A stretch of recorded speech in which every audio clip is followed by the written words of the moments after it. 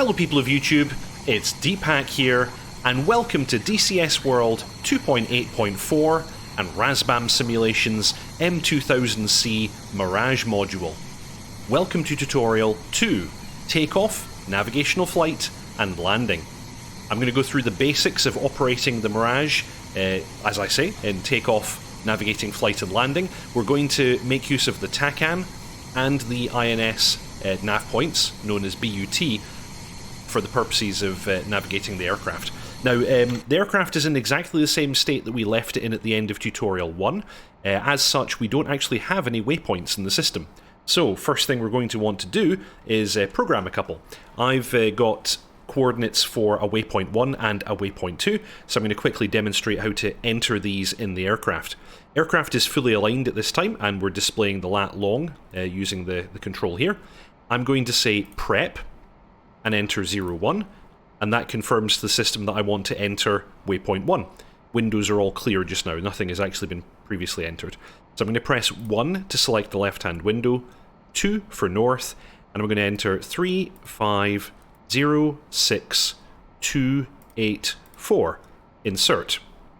Again, the system will confirm the full coordinates to us up here. There's actually a special menu option where you can turn this on or off if you do or don't like it. Anyway, 3 to select the right-hand window, 6 for eastings, and we're going to enter 032171114, insert. Switch to altitude, we're going to select the left-hand window because I actually have this altitude in feet, and we have 20, 1 for positive, then 22, insert. Got a little ahead of myself. And then back to lat long. That's perfect for waypoint 1. We're now going to press prep and enter 02 for waypoint 2. Left-hand window, northing, 3510491, insert. Right-hand window, easting, 032333135, insert. Back to altitude, left-hand window, 1 for positive value, and this one's 32 feet. Insert. Okay, let's rotate it back to lat long, and now I'm going to go prep 00, so we're just confirming aircraft's current position right now. Dest, or destination, tells the system what you want your current waypoint to be. So we now have 2 waypoints. We could go dest 02 or dest 01. There's no need for insert when you're entering these. Another quick thing to note is that the current waypoint is shown on the HUD, and we also have a plus and a minus button here on the left-hand side of the glare shield. That also allows us to cycle through waypoints. You'll notice that waypoints that haven't been entered just display 999 for the nautical mile distance. So we're going to leave it on waypoint 1 for now. That's our intention with this one. Okay, and with that done, those are all the basics of setting up the aircraft ready to go. As per Tutorial 1, I've got TACAN X-Ray 79, which is for Pathos, and I've got 108.90 in the INS. This is what we use for runway 29er here at Pathos. Although I'll probably demonstrate the ILS another day. We're just going to do a visual landing today because conditions are good. Radar is currently in silent. I'm going to pop the radar into emissive, but while we have weight on wheels, it will remain silent. There actually is an override switch down here, by the way. I can flip the radar weight on wheels emitter authorize switch forwards, and when I do that... Oh, it's still in silent. Okay, interesting. I would have thought that would actually activate it. No matter, we have the radar ready to go in any case. Parking brake is on, nose wheel steering is on, we're ready to taxi to the runway. So we're going to taxi to runway 29er just now. Parking brake off, aircraft begins to roll, I'll give it just a little bit of throttle, and I'm going to see if we can make a turn all the way around to the right. I don't actually know if we have space for this. Let's give it a go. Might just make it. Probably would normally turn to the left there. It's a little bit tight. But anyway, we'll make our way around. And taking off in the Mirage is ridiculously simple. Really, all that you're doing is advancing the throttle to full, making sure that nose wheel steering is off. Above about 100 knots, you're going to want to put the little aircraft symbol on the horizon line, and the aircraft will just naturally take off. You want gear to be up before 260 knots. And that is basically that. The aircraft will fly itself from that point on. Now, once we're airborne, I'm going to demonstrate the autopilot. The Mirage is most of the time flown with the autopilot on, and the autopilot works quite a lot like the autopilot in a commercial aircraft, like a Boeing or an Airbus. You can set an altitude at which you want it to automatically climb to. You have a paddle that you can push in to temporarily stand by the autopilot and allow you to make a maneuver, and then when you release the handle, it will maintain that heading. You can fly with the autopilot off as well, of course, because it's a full fly-by-wire aircraft. It's constantly auto-trimming, so you don't really have to do that much. We're not going to actually touch the trim, really, until we actually come into land. At that point, you do actually trim a little bit. In any case, we'll cover that in a moment. First, let's get the aircraft in the air. So I'm going to position it on the centre line, runway 29er here at Pathos. All the way back to idle, and I'm going to hold it on the wheel brakes. This here, by the way, is an acceleration meter. It's really quite good for confirming you're getting the power that you think you are. So, currently I have waypoint 1 selected in the navigation system. I'm going to set the autopilot's altitude window here to 10,000. That's what I want us to climb to initially. Nose wheel steering is on. As you can see, brakes are on, fine. They're on. Takeoff light on. And I think everything is set as I want it to be. We are good to go. Oh, actually, one other thing, perhaps. I'm currently in TACAN navigation. I'm going to switch it to nav mode, and that means the HSI will display steering cues for waypoint 1, INS waypoint 1. Great. Okay, so nose wheel steering comes off. Going to advance the throttle to 100%, release the wheel brakes, and then straight into afterburner.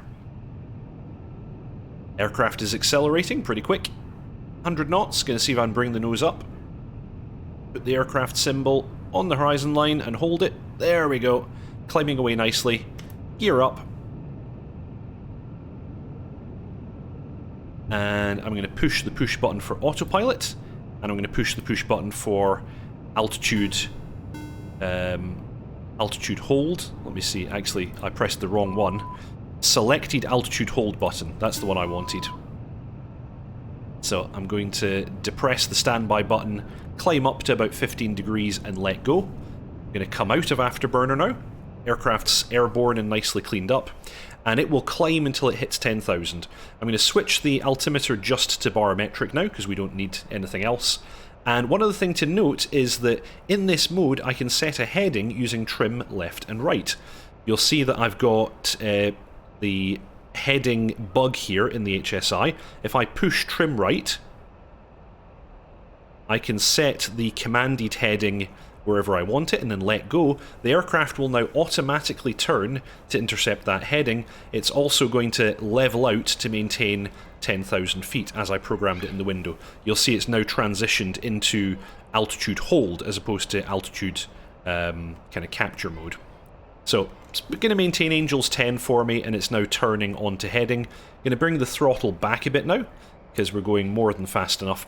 You'll see we have these chevrons on the HUD.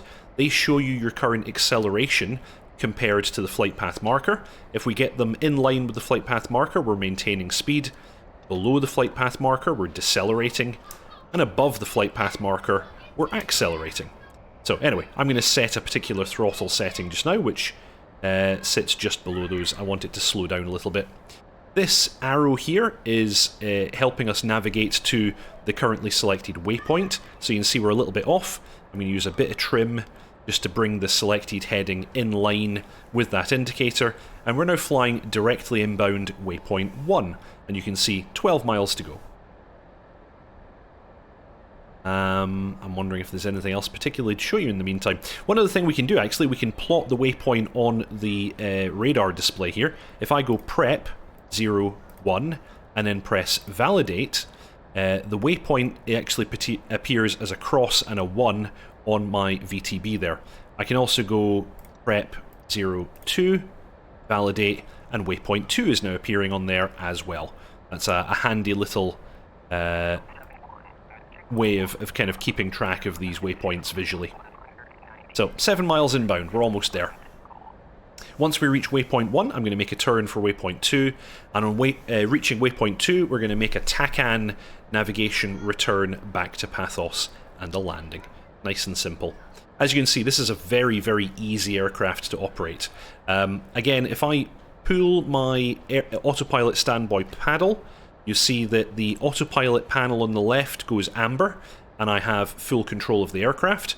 If I release the handle, you'll see that I get an asterisk, which is the it's like the commanded flight path marker position, and the autopilot will basically just maneuver to put the flight path marker on that position. Okay, passing waypoint 1 now, we're going to press next waypoint on the INS waypoint button here, and it now shows waypoint 2. I'm going to run trim to the right until I get the commanded heading where I want it, and release. And the aircraft will fly itself towards waypoint 2. Very, very simple. And by flying the aircraft this way, you can ensure that you don't breach your set altitudes or descend below the altitude you intended to fly at. So it's a very nice way of flying the aircraft. And of course, if I wanted to, I could press autopilot disconnect. I get a tone, and now I've got manual control of the aircraft again, but because it's fly-by-wire, as I said, I still have complete auto trimming, so it's very easy to fly like this as well. But I'm going to go autopilot on and autopilot hold, in any case. Keep it nice and simple. So, 8.5 miles to waypoint 2. You can also see in the HUD we get a cross overlaying the position, and here in the VTB I've got a cross and a number 2 confirming to me the position of waypoint 2. I also had an aircraft symbol there for just a moment, but we're going to be covering the use of the air-to-air radar in the next tutorial. So, we're almost at that waypoint. I'm now going to go ahead and switch my HSI into TACAN mode. TAC selected. I now have that steering indicator and a distance. So, let's allow ourselves to overfly waypoint 2, and then I'm going to disengage the autopilot and approach Pathos.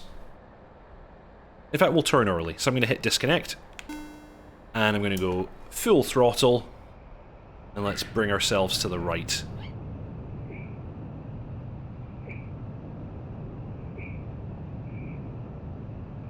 And there we go. Direct inbound TACAN. Now note that TACAN information is only displayed in the HSI. We don't get any information on the HUD with regards to the TACAN. Let's go check my fuel state quickly. Yep, 2,300 kilos approximately. Right. So we're going to reach Pathos pretty quick on full afterburner, but I'm just doing this as a way of burning off some fuel, getting the aircraft a little bit lighter.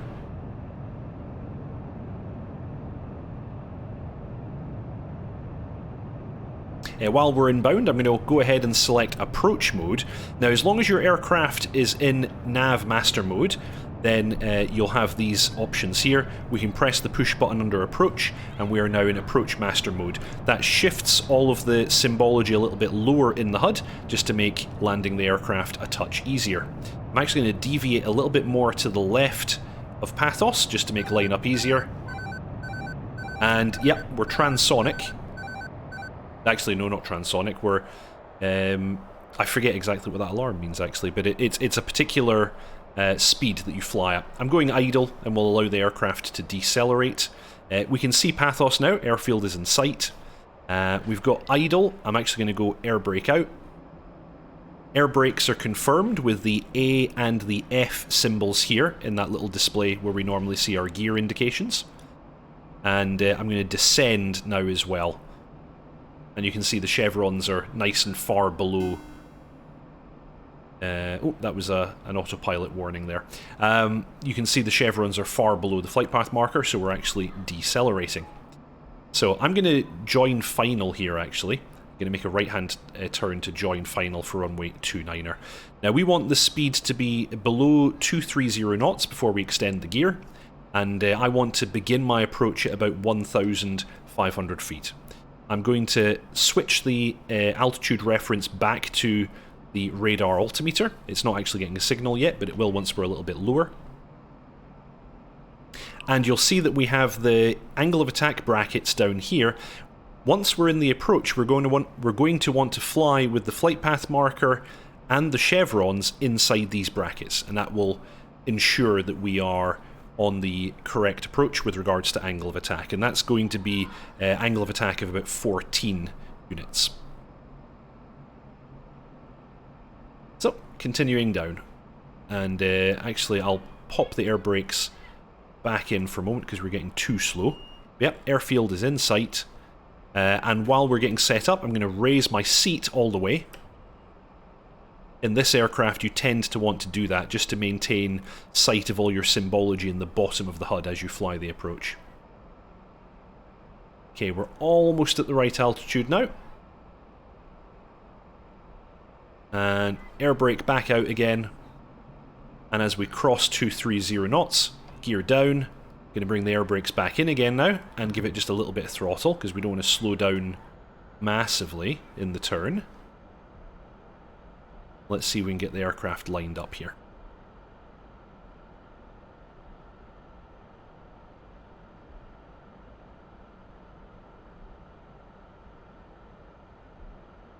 So 180 knots, that's not too bad in the approach. There we go. Runway's in sight. Going to roll out. Okay, just about got the chevrons and the flight path marker in the AOA brackets there.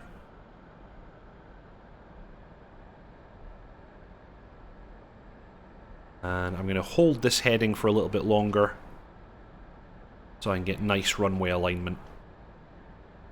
Okay, now once we touch down, we're going to want to maintain a nose-high attitude, and we can actually use the delta wing as a big air brake. And we're also going to extend the air brakes at the same time, so we're doing everything all at once. Okay, angle of attack is actually a little bit high now. Let's get the chevrons and the flight path marker back into the AOA brackets. That's looking about right. That's not too bad. So let's continue it down, keep the flight path marker on the touchdown point, and inside the AOA brackets. This aircraft makes it really quite easy to land nicely. The only problem is that you need quite a long runway if you don't intend to use the drag chute. Today I'm going to try and land without the drag chute. You see I'm constantly adjusting the pitch and the throttle to keep me in the brackets. Altitude confirmed there at the bottom of the HUD in feet just before touchdown. On the ground, throttle to idle. Maintain the indicator on the horizon, and air brakes are out. Use the rudder to keep it going down the centre line. Below 100 knots, the nose should come down. I'm going to hit AP disconnect, just to reset the trim. I'm going to let the nose wheel come down now. Okay, below 100, we can start using the wheel brakes. Nice and gentle. And then below kind of 40, 50 knots, we can actually re-engage the nose wheel steering. That actually wasn't too bad. That wasn't too bad. We stopped within a decent distance. Okay, nose wheel steering's on now. And I'm going to keep it going down the centre line. Yeah, actually, that wasn't half bad. Let's bring the seat back down, so that we actually have all the HUD elements back in our view again. I've got the seat adjustment actually mapped to my HOTAS. You probably want to do that in this aircraft, because for takeoff and landing you are going to fiddle with your seat position, just to make sure that you can see all the HUD elements properly. You'll see the radar switched back into silent automatically. Don't think there's anything else particularly we need to do. I'm going to turn off the landing lights now and put them back to taxi, and we'll exit the runway in just a moment.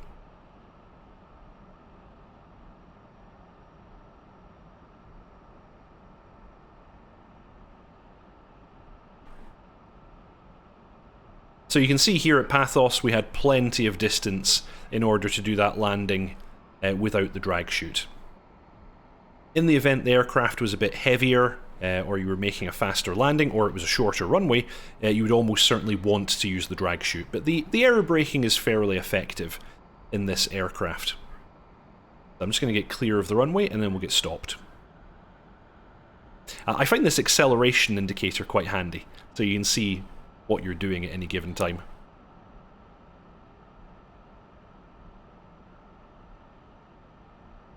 Now you can see in the turn, the aircraft does decelerate a little bit. Okay, back to idle, and let's get the aircraft stopped on the taxiway here. Perfect. That went rather well. Parking brake on. And we're in place. Alright. Oh, and I should have actually retracted those speed brakes there. That's better. Okay. I hope you all enjoyed that. That is the full procedure for takeoff, navigational flight with INS and TACAN, and landing without ILS. I will demonstrate the ILS in a future video. Oh, we got a little bing bong. Why do I have a bing bong? Oh, it's just because of the parking brake. Let's reset that. Yeah, I hope you all enjoyed that. If you haven't already, please subscribe, like, and comment. It's a really big help to me and to the channel. Also, you have the option, if you want to further support the channel, of becoming a member of Deepak's ground crew. You can do that by pressing the join button below. A big thank you to those of you who've already done so. Thank you very much Harish Rajan, Leo Netzel, Byron Farrow, Storm Kimbari, Channel Wright, Mangash, J.R. Walker, Chandro Hedgevald, Griff Nizzle, Mr. Yeti, Frantic Stone, Bread, Tier Zero, Erdinker Tan, Veli Tapani Korpakanas, Tiger Moto, Mitch, Mike Delta, Plucky Underdog, Fault Raver, Guitar Junkie 14, and Pink Floyd. Thank you very much for watching, and I'll see you all next time.